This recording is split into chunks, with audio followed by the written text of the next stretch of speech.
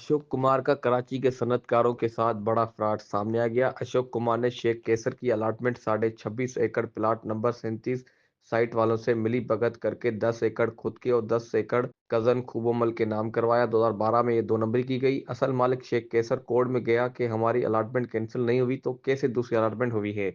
High court ने notice निकाला, जिसके बाद अशोक कुमार ने नई मलिक को 4 एकड़ 4.5 एकड़ पर जाती मिल लगाई, 2 एकड़ बोरी, पौने 2 एकड़ चौधरी दानियाल, 1 एकड़ करीबी रिश्तेदार को दिया, 1 एकड़ मौजूद शख्स नूरियाबाद की नाजिम नामी शख्स को बेची, 1 एकड़ दोस्त अली पलारी के साथ बेची गई, 2 एकड़ अब्दुल सत्तार को बेची। जब कोर्ट ने 2020 में शेख केसर की साइट बहाल की तो अशोक कुमार ने जिसको दो नंबरी करके प्लाट बेचा, उनको कहा, मैं आप लोगों का केस लड़ने अदालत में जा रहा हूँ, मुझे पैसे दो कोर्ट में केस लड़ने के लिए। याद रहे, अशोक कुमार ने इसी जमीन के लिए 3.5 करोड़ रुपए लाल लिमानी से भी लिए रखे हैं।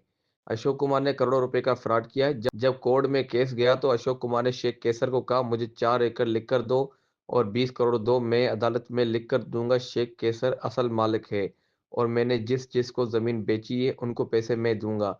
फिर अशोक कुमार ने शेख केसर से 20 करोड़ और 4.5 एकड़ जमीन लेकर अदालत में लिखकर दे दिया, मगर अशोक कुमार ने किसी को भी पैसे अदा नहीं किए। उसमें भी सबके साथ फ्रॉड किया, जिसके बाद दूसरे लोगों को शेख केसर ने करोड़ रुपए अदा करके कोर्ट के जरिए लिखवा कर जमीन वापस ली। अशोक कुमार जैसे लोग कराची के सनतकारों के साथ ऐसा फ्रॉड करते हैं, उनको कोई पूछने वाला नहीं है।